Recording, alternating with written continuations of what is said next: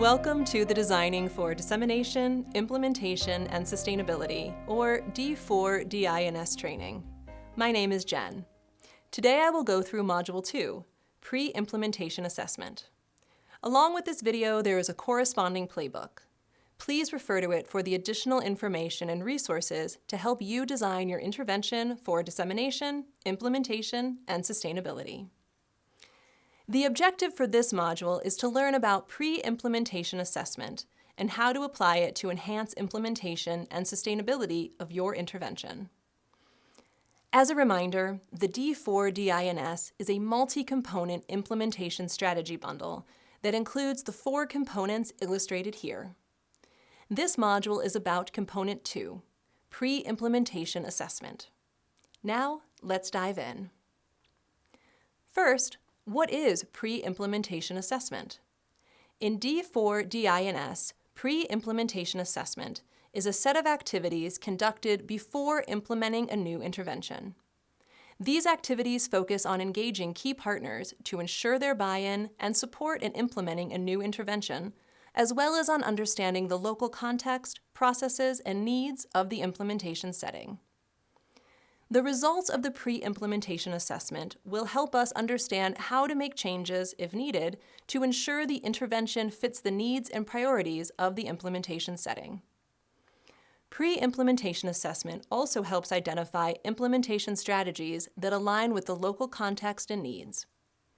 Using a theory, framework, or a model provides a roadmap to collect meaningful and actionable information during the pre-implementation assessment. From our previous work, we recommend using PRISM, or Practical, Robust Implementation and Sustainability Model. PRISM helps to specify key contextual factors that influence successful implementation. It also identifies how well the new intervention aligns with the local setting. Another helpful framework is RE-AIM. It identifies key outcomes relevant to intervention implementation: reach, effectiveness, adoption, implementation, and maintenance. It also guides implementation and evaluation of new interventions. Now that you know about the benefits of using PRISM and RE-AIM, let's take a closer look. This is a figure of how PRISM and RE-AIM work together. The top section includes PRISM contextual factors, perspectives on the intervention from different levels and sectors, for example, perspectives of providers and patients. External environment, factors like policies, guidelines, and norms that would be relevant and important to the new intervention. Partner characteristics from multiple levels to ensure representativeness of key people and perspectives. Implementation and sustainability infrastructure helps with better alignment of a new intervention with available resources and processes. Once we understand the context, we can modify the new intervention to ensure better fit, as well as select relevant implementation strategies to ensure impact on important outcomes. These are categorized as RE-AIM outcomes, listed at the bottom: reach, effectiveness, adoption, implementation, and maintenance. Next, let's talk about how to collect meaningful and actionable data during the pre-implementation assessment. From our previous work, we suggest the following tools: key informant interviews, process mapping, and brain writing pre-mortem. Using them in combination usually yields the best results to gain a more comprehensive understanding of the local context. Additional details and more in-depth application of these tools are available in the playbook. Key informant interviews is one of the most common data collection methods in qualitative research. It explores not just the what, but also the why. By key informant, we define any partners who would be impacted by the new intervention. Key informant interviews are usually semi-structured, which means they may include loosely structured questions, allowing a free flow of ideas and information, as well as specific targeted questions informed by frameworks and models. It is important to talk to key informants in different roles to ensure various perspectives are obtained. Results of the key informant interviews will help you obtain perspectives and insights about the intervention, available resources, buy-in, and so forth. They will identify which implementation strategies will be most helpful to use in a particular setting. We offer examples of interview guides from our previous work in the playbook. Here are some tips to conduct a key informant interview. Sit across from the interview participant and maintain eye contact, if interview is face-to-face. Introduce yourself and describe the purpose of the interview. Reassure the participant the interview is voluntary and anything shared in the interview will be kept confidential. Ask the participant for their permission to record the interview. Process mapping is another pre-implementation assessment tool. It is borrowed from Lean Six Sigma and other process improvement methodologies. Process mapping involves creating a visual diagram of the process of interest through observing process steps in their sequence, identifying the roles involved, and specifying process inputs and outputs.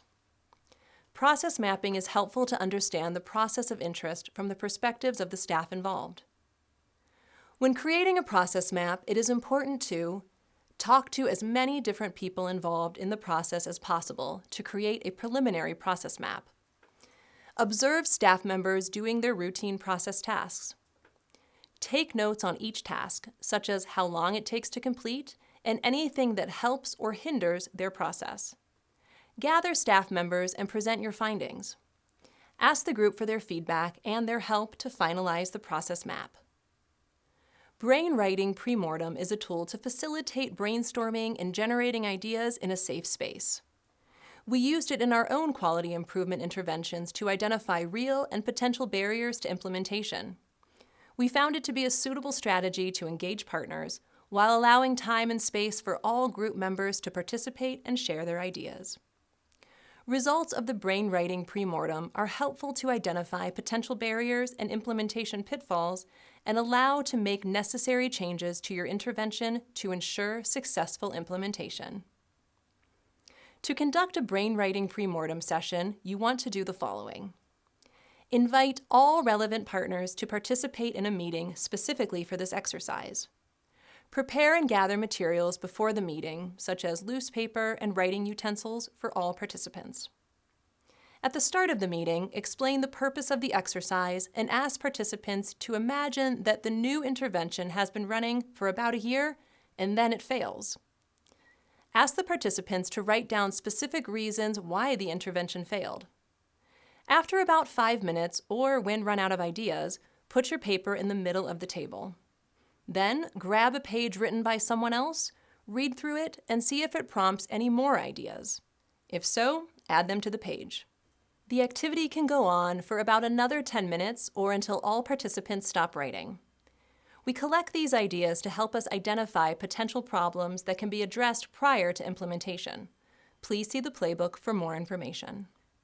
In summary, pre-implementation assessment is useful because it can enhance implementation and sustainability of your intervention through understanding of important local contextual factors. In this module, we presented PRISM, a model to guide pre-implementation assessment. We also discussed the 3 tools to help you collect meaningful and actionable data: key informant interviews, process mapping, and Brainwriting Premortem. For additional information, please refer to the playbook. Thank you for your time.